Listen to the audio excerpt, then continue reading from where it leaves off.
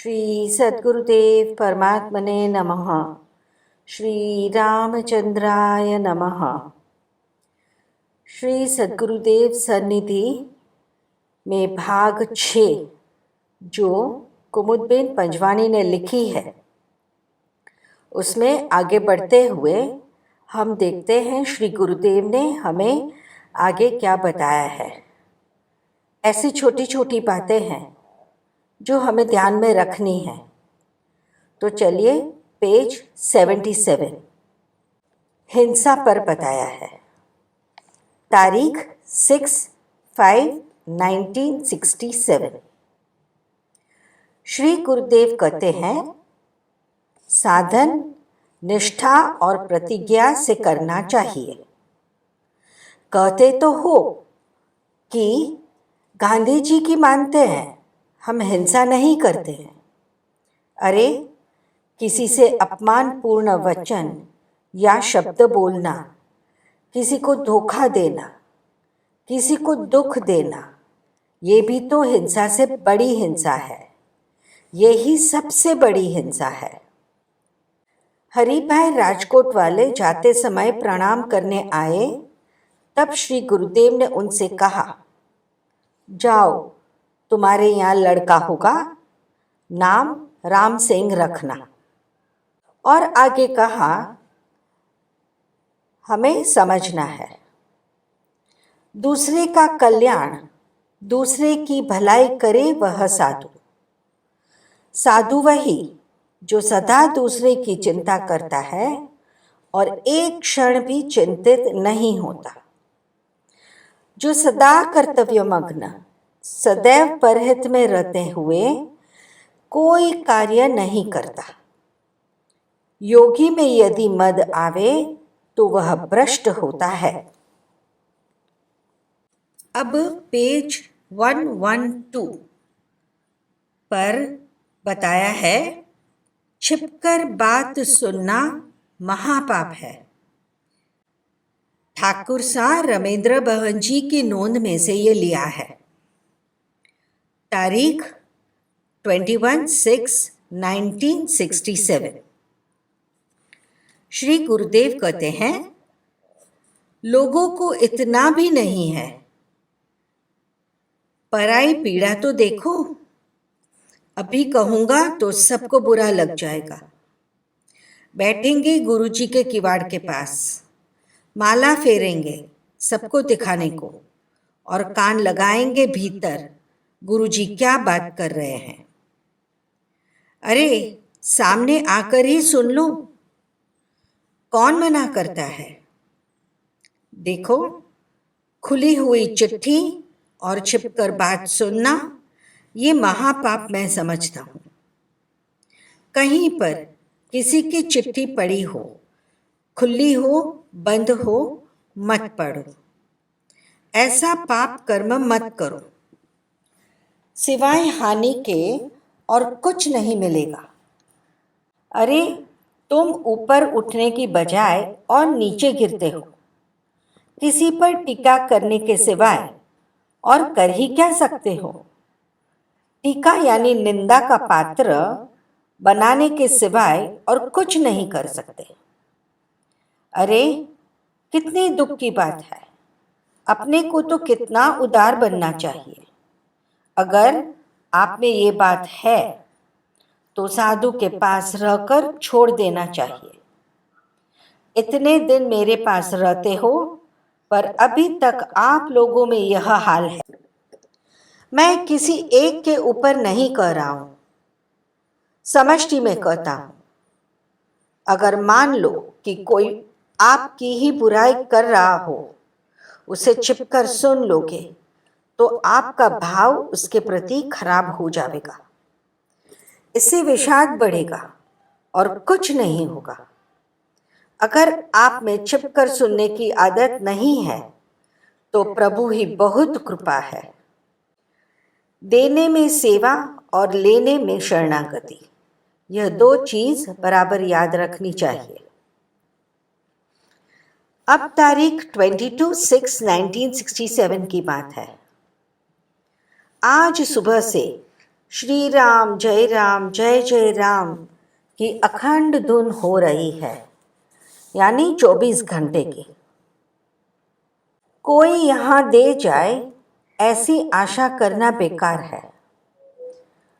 कोई ले गया ऐसा सोचना पाप है, क्योंकि उनकी चीज को ही ले गया है, अपना क्या है। एक बहन को कहते हुए यह मत समझना कि हमको अमुक ने किसी ने भेजा है, लेकिन यह समझना कि हम सेवा कर रहे हैं, भगवान ने भेजा है। बेटा, परमात्मा समझकर सेवा करना। 3 हाथ की खोली निकल जाए तो परमात्मा ही है। देखो, ये लोग देर कर रहे हैं, वास दे देंगे। जब हमारा छापरा बन जाएगा तब पानी बरसेगा। जब तक छापरा नहीं बन पाएगा तब तक पानी नहीं बरसेगा। जल्दी बांस दे दे तो जल्दी बन जाएगा। ये बिहार की बात है। रंका में जो राहत कार्य चल रहा था उस बारे की बात है। अभी आगे क्या बता रहे हैं गुरुदेव, पेज 113 पर। 20 साल में इसका फल मिलेगा। अब देखते हैं क्या कहते हैं। क्रिश्चियन बने हुए का स्वभाव बदलने का कार्य का। तारीख 24/6/1967। देखो, ये सब हाय हाय बड़ी है। शासन बहुत खराब है, सबका सत्यानाश कर दिया। नीति जैसा कुछ रहा ही नहीं। अभी छोड़ दे तो ठीक है, पर अभी भी कहाँ छोड़ने वाले हैं। लेकिन कब तक ऐसा चलेगा? भगवान कुछ नहीं करेंगे क्या? जरूर करेंगे। कौन कहता है कि कलयुग में भगवान है ही नहीं? 8 9 पीढ़ी हो गई है लोगों को क्रिश्चियन बने। बड़ी मुश्किल से उनके स्वभाव बदल पाएंगे। 20 साल में अपने को इसका फल मिलेगा। इसके लिए विपुल धन चाहिए। 60% बिहार में सूखा है। पढ़ाई में हजारों रुपये लगाते हैं, कमाई में बिंदु। प्रोफेसर हो जाएंगे, 250 में जिंदगी बेच दी। गुलामी पसंद है, स्वतंत्रता नहीं। मेहनत नहीं करते, मगज दौड़ाए तो कितना अच्छा रहे। जिसके स्वतंत्र विचार हो उसको पढ़कर संस्कृति का काम करना चाहिए। जो आवे उसे खिलाओ, उठाओ नहीं। पर ध्यान रखो, भगवान ने बुद्धि दी है, उसका उपयोग करो। यदि बुद्धि का उपयोग नहीं करोगे तो भगवान हंसेंगे कि बुद्धि दी है, उसका भी उपयोग नहीं करते। देखो, गुंडा बदमाश लोग खा जाएगा, गरीब भूखा रह जाएगा। ऐसा जब देखूंगा तब खोल दूंगा और कहूंगा कि खा जाओ। देखो, यह समय आगे आने वाला है। जहां तक होगा संभालूंगा, नहीं तो कह दूंगा खा जाओ। देखो, ऐसा ही है, गल्प मत समझना। 20,000 आदमी रंका में हो जाएंगे तो मैं प्रसन्न होऊंगा, पर अभी यह दशा नहीं है। अगस्त के बाद में भले ही ऐसी दशा हो, फसल तो बहुत अच्छी होगी, इसमें कुछ संदेह नहीं। आद्रा नक्षत्र लग गई। शुरू में पानी बरसना चाहिए। पानी नहीं वर्षा आद्रा में तो परेशानी होगी। साधु को बड़ी मुश्किल है। आखिर साधु क्या करे? मानव को काम नहीं होता तो फालतू बातें सोचता है। प्रार्थना करना चाहिए।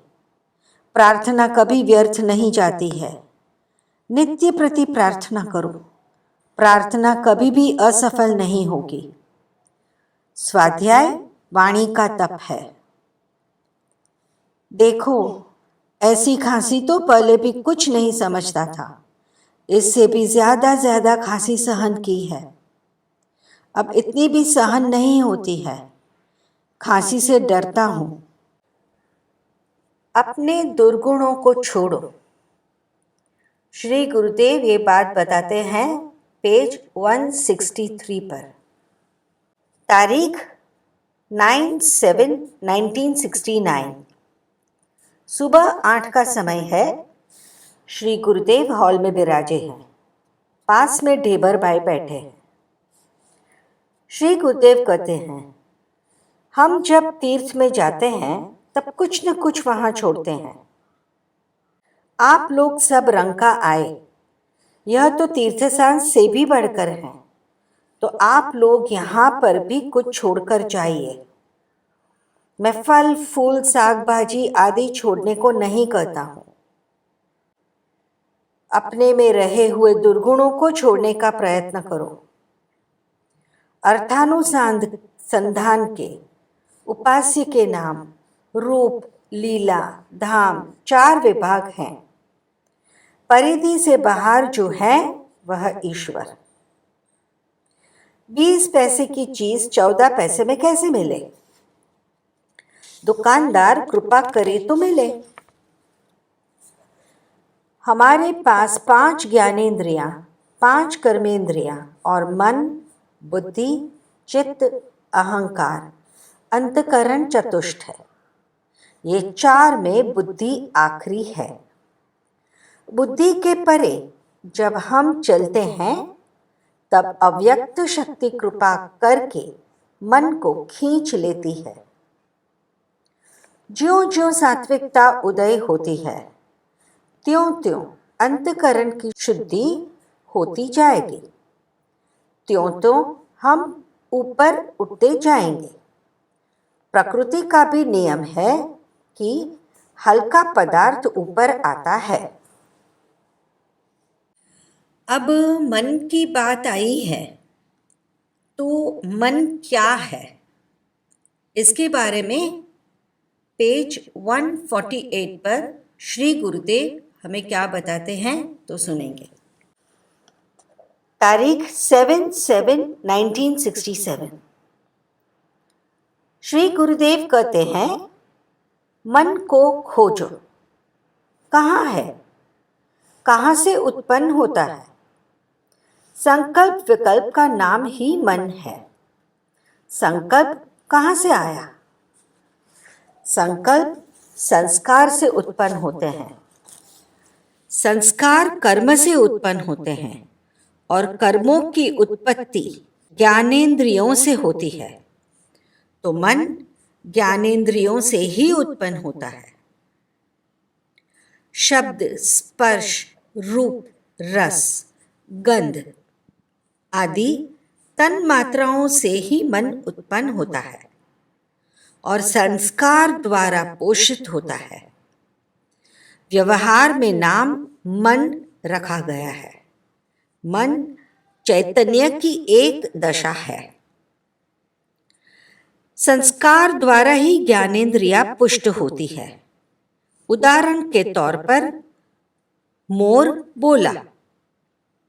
हमने आवाज सुनी तब मालूम नहीं था कि यह मोर बोलता है, परंतु किसी ने हमें बताया कि यह मोर की आवाज है। फिर जब कभी मोर बोलेगा तब स्मृति उठेगी कि यह मोर बोलता है। यही संस्कार है। संस्कार स्वतः ही उदय होते हैं। बहरे आदमी के पीछे नगाड़े बजाए जाए तो क्या वह सुन सकेगा? नहीं ना। तो फिर उसका मन भी नहीं बनेगा। सर्दी होती है तब हमें सुगंध नहीं आती और मन भी नहीं बनता। मन का कोई रूप, अवयव और आकार नहीं है।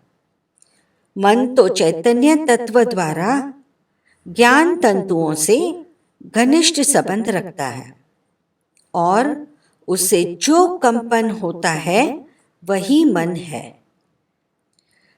बाल गोष्ठी में श्री गुरुदेव ने कहा है, कहूं कौन मन का रूप?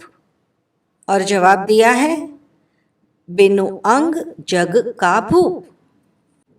योग श्रित वृत्ति निरोधः, माने इंद्रियों द्वारा मन बनता है और वही फिर उस पर शासन करता है। हमें सिनेमा देखने का मन हुआ तो आंखों को न देखने की इच्छा हो तो भी देखना पड़ता है ना। बहरे आदमी को कभी संगीत सुनने की इच्छा नहीं होती। मन जब इंद्रियों पर शासन करता है तब वह साधन में स्थिर नहीं हो सकता। इसलिए ध्यान करते समय मन को ध्येय में लगाओ, इंद्रियों के धर्मों पर विचार करो, साधन विचार युक्त करो। पहले इंद्रियों को समझना चाहिए, उनको ठीक रास्ते पर लाना चाहिए। हम बुरी बात न सुने, न कहे तो हमारा मन अच्छा बनेगा। मन की गति है अटपटी, झटपट लखे न कोई। जो मन की खटपट मिटे तो चटपट दर्शन होए।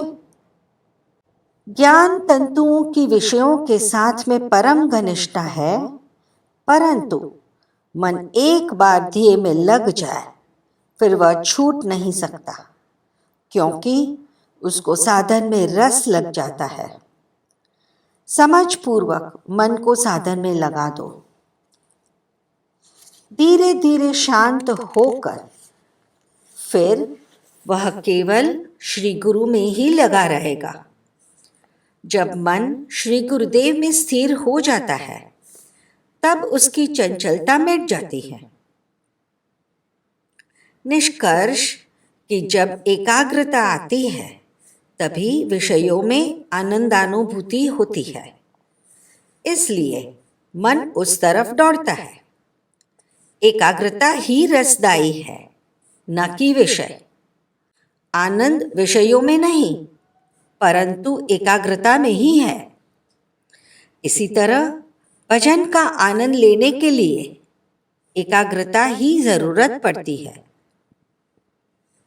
मन को संकल्प विकल्प रहित बनाकर ध्येय में एकाग्र करना पड़ता है। एकाग्रता के बाद जब लय में निरुद्ध में मन जाता है तब शांति प्राप्त होती है। अभ्यास बराबर करना चाहिए। मन जब संकल्प विकल्पहीन बनेगा तभी एकाग्रता होगी। पीछे वह अपने आप सरसता में पहुंच जाएगा। मन को स्थिर करने के लिए 3 स्थान हैं, नाभि, हृदय और त्रिपुटी। तीनों ही स्थान से सुषुम्ना चलती है। जिसने जहां से अभ्यास किया हो वह वहीं से ध्यान करना बताता है। जब तक मन है तब तक जगत है। मन की समाप्ति जगत की समाप्ति है। लक्ष्य पर पहुंचने पर जो आनंद मिलता है वह अद्वैत है। विषयों की आनंदानुभूति क्षणिक है। ध्येय की प्राप्ति पर मन अति तृप्त और एक रस हो जाता है। द्वेष क्या, क्रोध क्या, उसका कोई आकार है? केवल हमें प्रतीति होती है। सुख दुख एक दशा है। अनुकूलता आती है तब आनंद होता है और प्रतिकूलता में दुख होता है। ये सब वृत्तियां हैं, एक प्रकार की दशा है और उसे ही मन का कल्पित नाम दिया गया है। मन की एक दशा का नाम है अहंकार। अहम मिश्रित व्यापार ही हमसे राग द्वेषादि कराता है। वस्तु स्थिति एक ही, केवल नाम अलग अलग है। जब संकल्प विकल्प करता है, जब विचार करता है, तब वह मन है। जब चिंतन करता है, संलग्न करता है, तब चित्त। जब विचार के बाद निश्चय निकलता है, तब बुद्धि। और चौथा, परिणाम निकलने पर जो वृत्ति उदय होती है वह अहंकार कहलाता है। चारों दशा को एक करके उसका नाम रखा अंतःकरण। करण यानी खींचना, इंद्रियों को खींचने वाला, इंद्रियों से व्यापार कराने वाला साधन जो है वह अंतःकरण। निष्कर्ष यही कि स्वस्थ चित्त होकर संकल्प छोड़कर साधन करना चाहिए। मन फिर अपने आप शांत हो जाएगा। इंद्रियों के दो विभाग हैं, शुभ और अशुभ। जिसे हानि होती है वह अशुभ और जिससे लाभ होता है वह शुभ। इंद्रियों को पहले यही काम दो कि वह शुभ करे, तो धीरे धीरे संकल्प भी शुभ ही उदय होने लगेंगे और मन अपने आप शुद्ध बनेगा।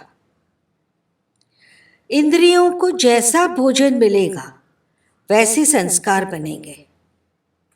अच्छे और सात्विक भोजन से संस्कार अच्छे बनते हैं। क्रिया यानी संस्कार। संस्कारों की स्मृति बनती है और उसी के अनुकूल क्रिया मिल जाए तो पुष्टि होती है। पड़े हुए संस्कारों की स्मृति कराऊं? इस वक्त सब यह विचारे कि लाल बहादुर शास्त्री जी कहाँ मरे थे। मैंने कहा उसके पहले किसी को भी यह विचार नहीं था कि यह सवाल होगा। स्मृति को उसके अनुकूल भोजन मिल गया और देश काल सहित संस्कार उदय हो गए कि शास्त्री जी कहाँ किस वक्त मरे थे। अभी आप सबका ध्यान मेरी ओर था। शास्त्री जी कहाँ मरे सोई मैंने याद दिलाया। इसी तरह श्री गुरुदेव में मन लगाओ। स्मृति को तेज करने का नाम बुद्धि है।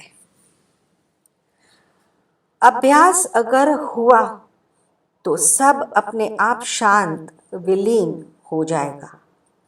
शेष केवल सत्वहीन स्मृति पड़ी रहेगी। गेहूं को एक बार हम सेंक दे, फिर उसमें वह उद्बीज रहता नहीं है। उसी तरह विचार अभ्यास द्वारा स्मृति भी सेके हुए गेहूं की तरह सत्वहीन बन जाएगी। दोपहर को क्षौर कर्म के लिए कंपाउंड में श्री गुरुदेव विराजे। मुख मुद्रा प्रसन्न, हंसते हंसते कहा, मुंड मुंडाए तीन गुण, सर की मिट गई खाज। खाने को रोटी मिले और लोग कहे महाराज। श्री हरिभाई ने कहा, रिसीविंग सेंटर पावरफुल है। मेरे मन में अभी अभी इस दोहे की स्मृति हुई और तुरंत आप बोले। तो श्री गुरुदेव ने कहा, कई बार ऐसी घटना बन चुकी है। 2 रोज पहले एक साड़ी देखकर दमी के मन में विचार आया कि यह साड़ी तो अनंतपुर की बुआ जी के ही पहनने योग्य है, उन्हें भेजना चाहिए। और मैंने उसी वक्त कहा कि यह साड़ी बुआ जी के लिए रख दो, तो दमी हंसने लगी। अब गुरुदेव आगे कहते हैं पेज 152 पर, भगवान जो करते हैं अच्छा ही करते हैं। तो देखिए, सुनिए श्री गुरुदेव हमें क्या कहते हैं। एक राजा का मंत्री ईश्वर भक्त था। मंत्री और राजा बगीचे में घूम रहे थे। राजा कलम बनाने लगा। चाकू उंगली में लग गया। मुंह से निकला, अरे! तो मंत्री जी बोले, भगवान जो करते हैं अच्छा ही करते हैं।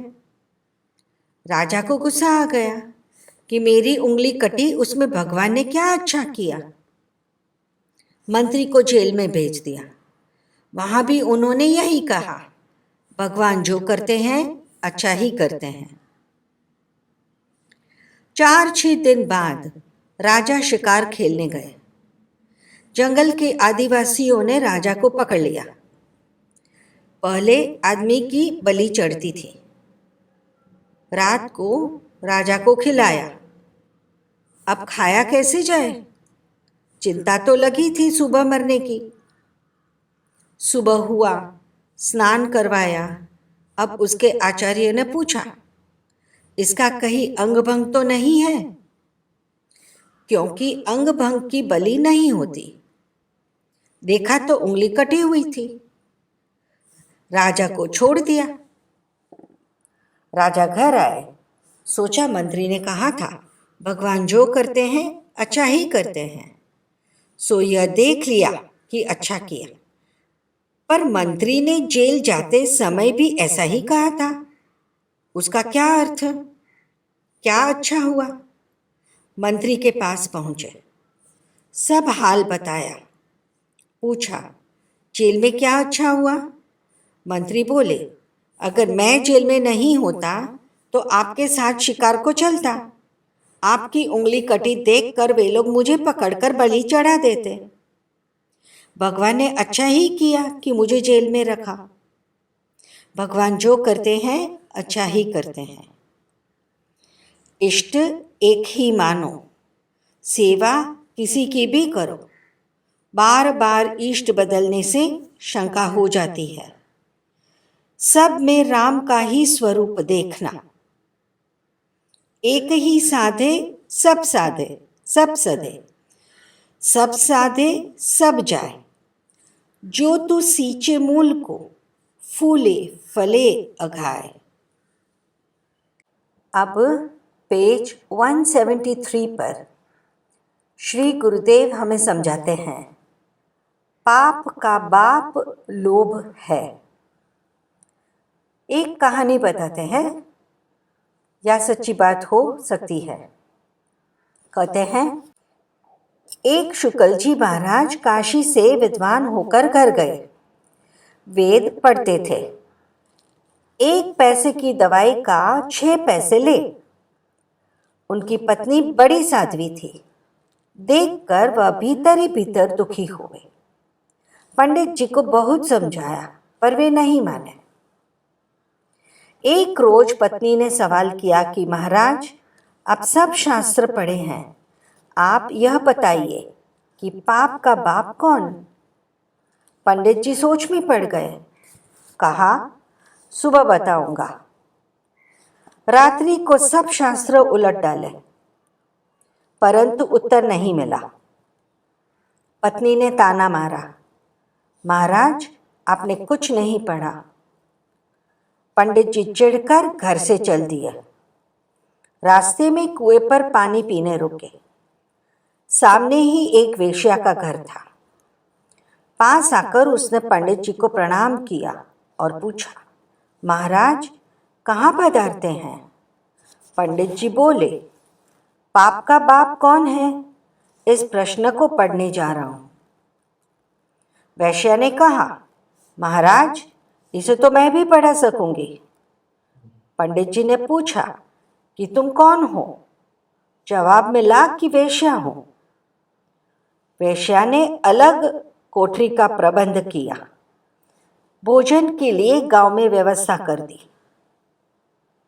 एक रोज पंडित जी से कहा, आप अलग कोठरी में ठहरे हैं सो मुझे अच्छा नहीं लगता। मैं दूर से पैसे दे दूंगी।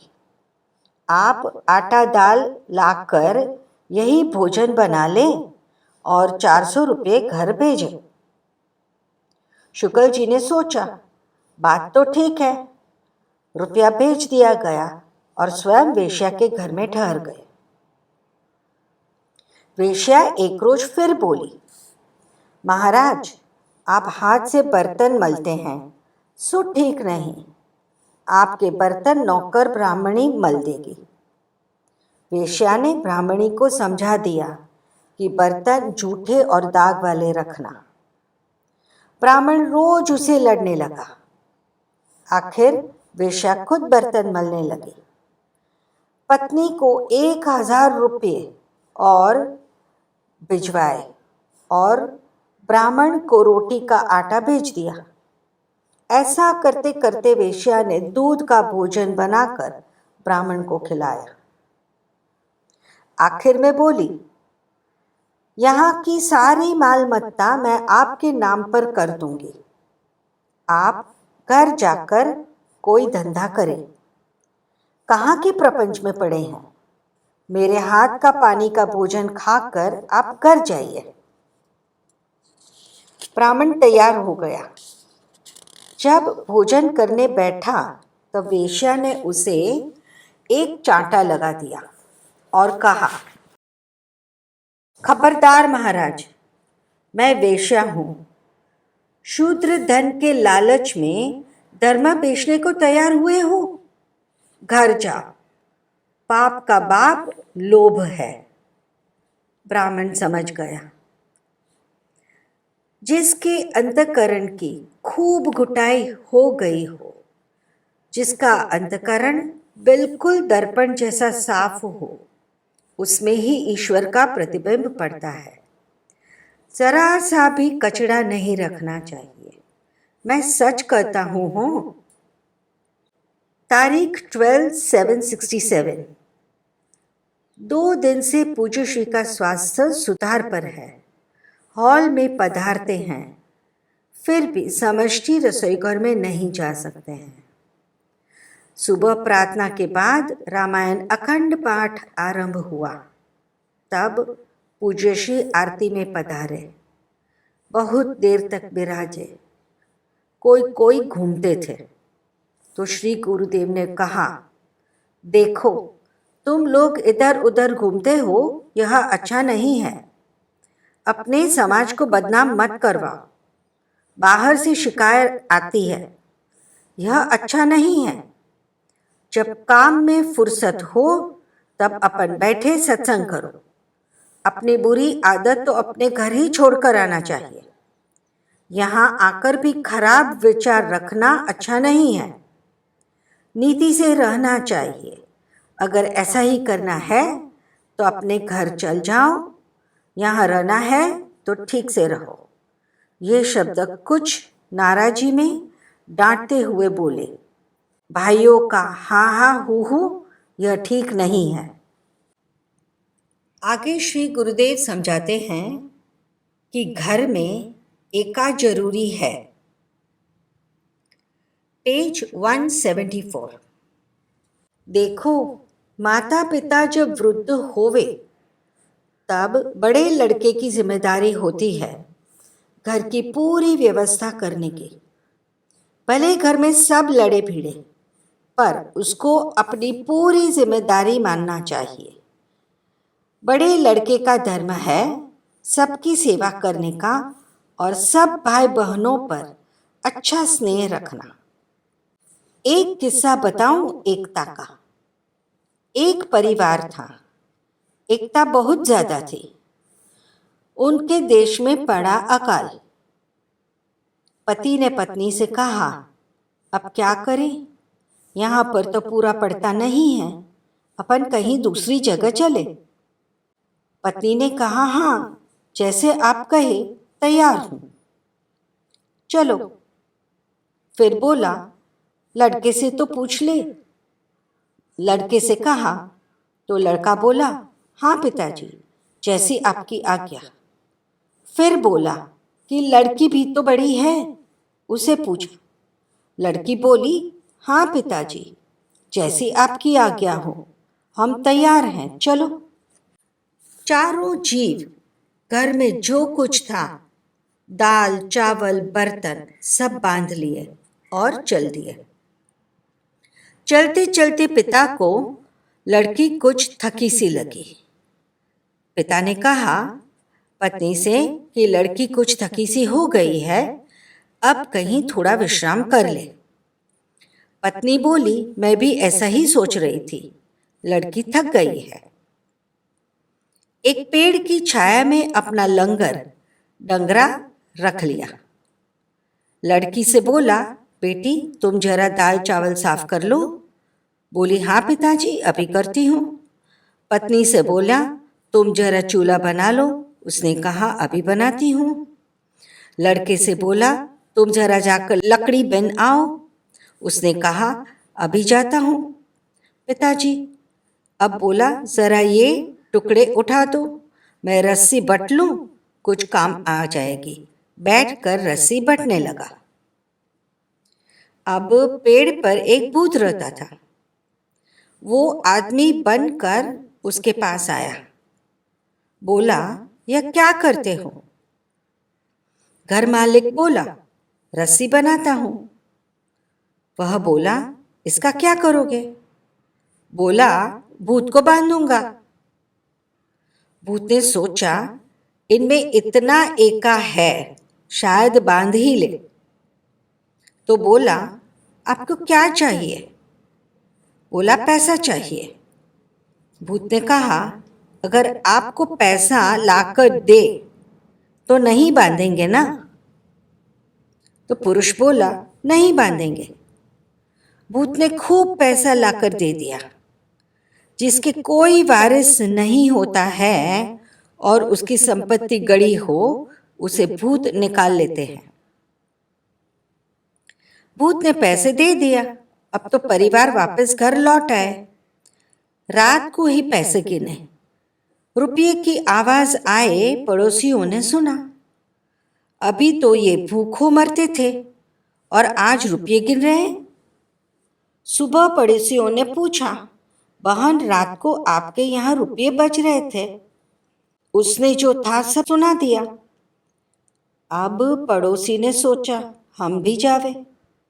उसने भी अपना डेरा डंगर लेकर चल दिया। उनमें एका नहीं था। अब उसी पेड़ के नीचे पहुंच गई। बेटा से कहा, जरा लकड़ी ले आ। बेटा बोला कि दादा तू ही ले आ।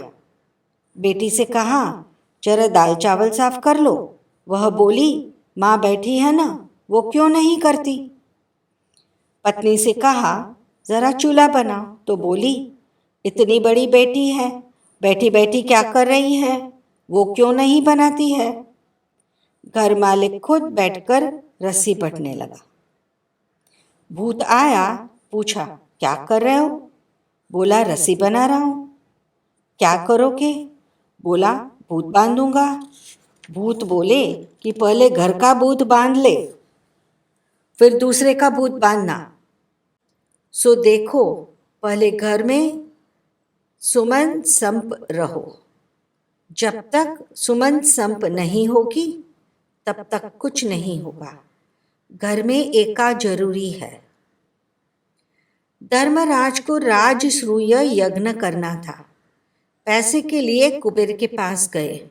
उन्होंने कहा, लेते समय जैसा मन है, जैसी प्रसन्नता है, वैसा ही मन और उतनी ही प्रसन्नता पैसे लौटाते समय रहे तो ले जा।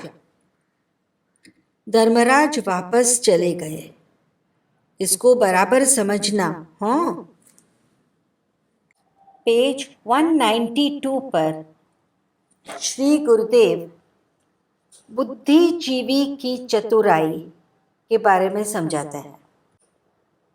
कहते हैं, आप लोगों को एक बुद्धिजीवी इंसान की चतुराई बताऊं।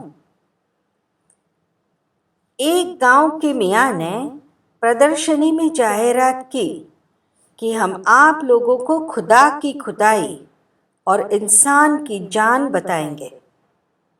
शर्त यह कि इनको देखकर तुम दूसरों से कहना नहीं। जब टिकट खरीदकर लोग देखने गए मैं भी साथ में था।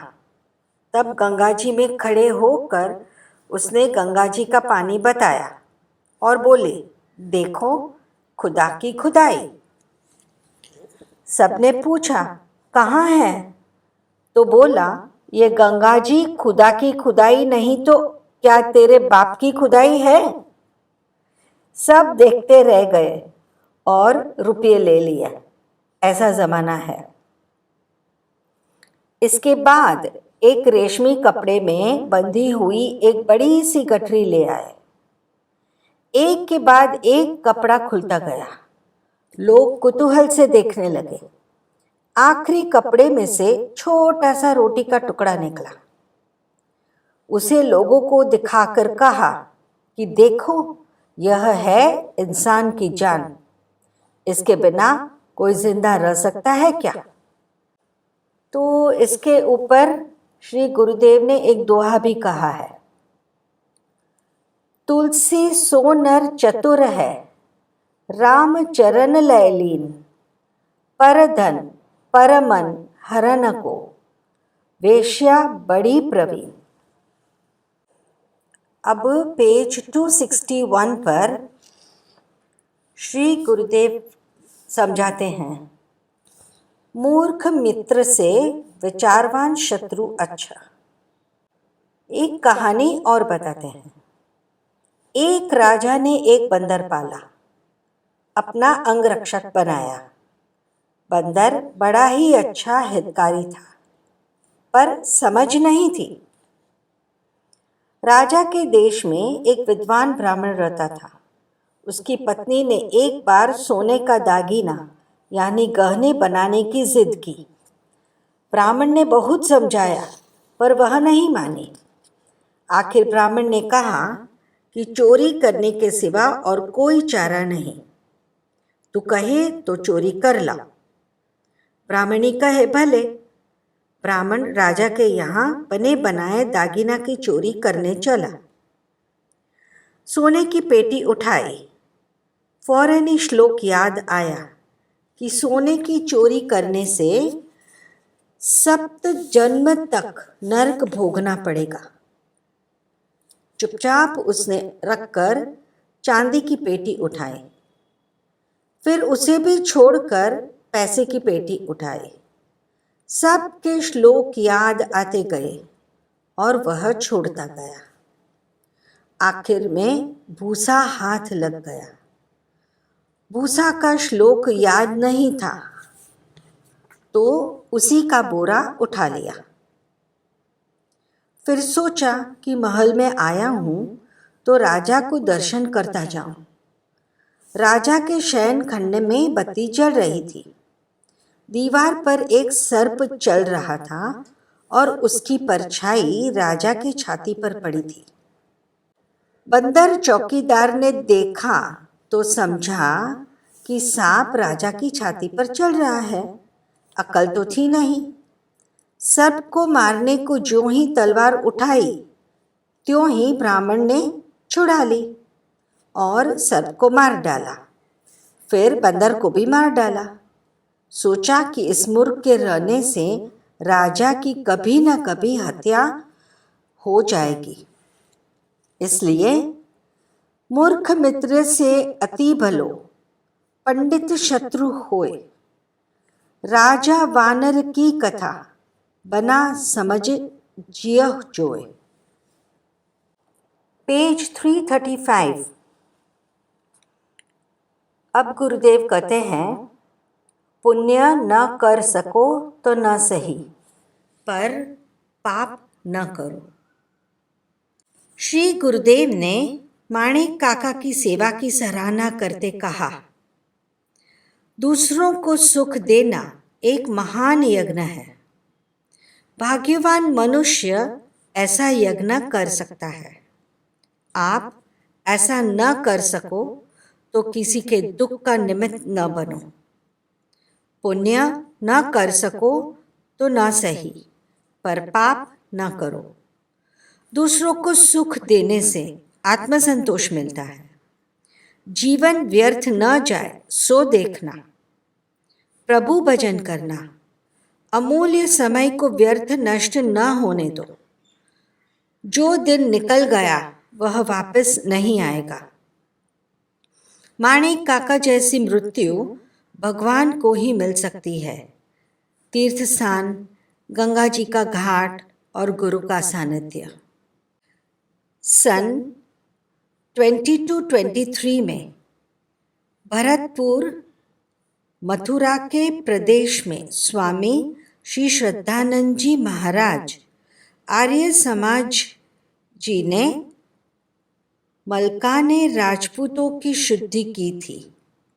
विधर्मी मुसलमान शासकों के द्वारा जबरन धर्म परिवर्तन भी होता था। भरतपुर के प्रदेश में जब जगह यह नारा सुनने में आता था, मियाँ मौलवी जाओ अपनी गैल गहो, हम मलकाने नहीं रहे, अब राजपूत सरदार कहो।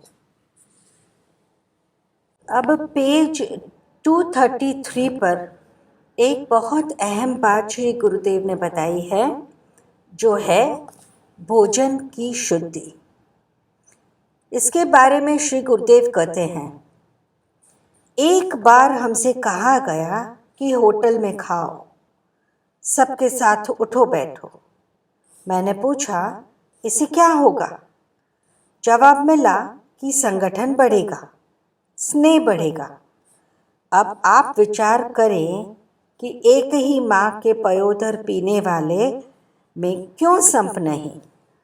दो भाइयों में कोर्ट में दावा नहीं चलते? टीबी वाले रोगी के साथ बैठकर हमें कोई खाने को कहेगा? ऐसे ही भोजन की अशुद्धि से कुविचार वालों के टीबी जैसे परमाणु क्या हमारे में नहीं आएंगे? आप 2 महीने तक होटल में खूब खाइए, फिर अपने विचारों की नोंद लिखें। 2 महीने तक नौकर के हाथ से बना हुआ भोजन करें और विचारों की डायरी लिखें। उसके बाद 2 महीने तक घर में शुद्ध होकर अपने हाथ से बनाया हुआ भोजन करें और विचारों की डायरी लिखें। आप खुद ही फर्क को समझ सकेंगे। अभी तो माताएं चमड़े के चप्पल पहनकर खड़े खड़े रोटी बनाती हैं। ऐसा नहीं करना चाहिए।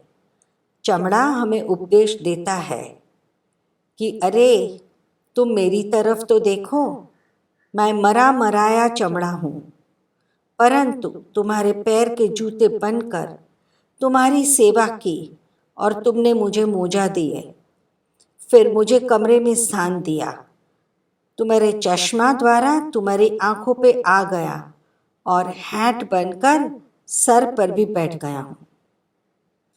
मैंने कैसी उन्नति की और तुम जीवित होते हुए भी उन्नति नहीं करते हो और अपने अमूल्य खजाने को छोड़ते हो। हमारे कितने नीचे विचार हैं। हम जीते जागते चमड़े छोटे छोटे इंद्रिय सुख के लिए अब नति में जाते हैं। यह शर्मजनक नहीं है? जो इंद्रियों के वश में होगा उसे दंभ और अनीति करनी पड़ेगी, झूठ बोलना पड़ता है। पेंडा खाओ पर दंभ करके नहीं, अनुभव पर कहा है। ऐसा करने से तो मर जाना बेहतर है। श्री सद्गुरु देव की जय।